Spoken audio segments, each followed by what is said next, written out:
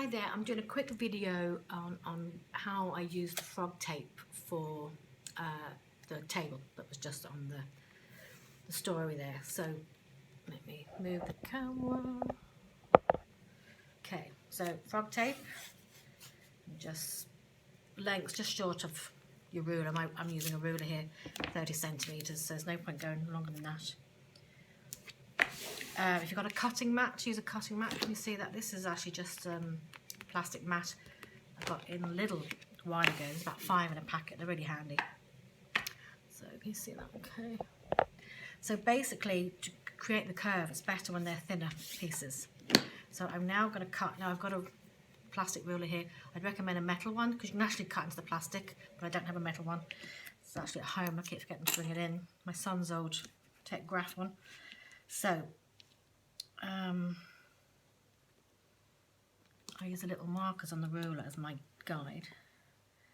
So this is the 1 inch, yeah, Frogtape, 2.5 centimeters.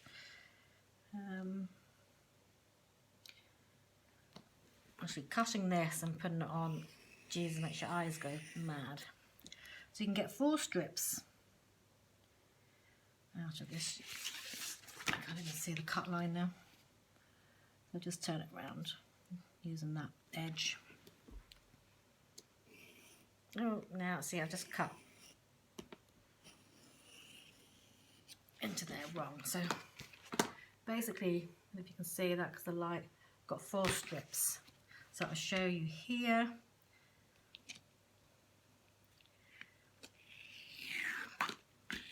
So now I've got 4 skinny strips. So on the tabletop I had to do a pencil line, but that's okay because I adhered this just a millimetre away from the line, so at least the paint covered that line then. And I was using a dark grey, which is good. But I had to draw a line, I couldn't just kind of do it by hand. So then, sort of show you here, you just feed your tape around. So I'm just doing this really quick, so I wasn't organised at all. So then, just work in little sections really. Now you are going to get little creases, because obviously you're going in a bend.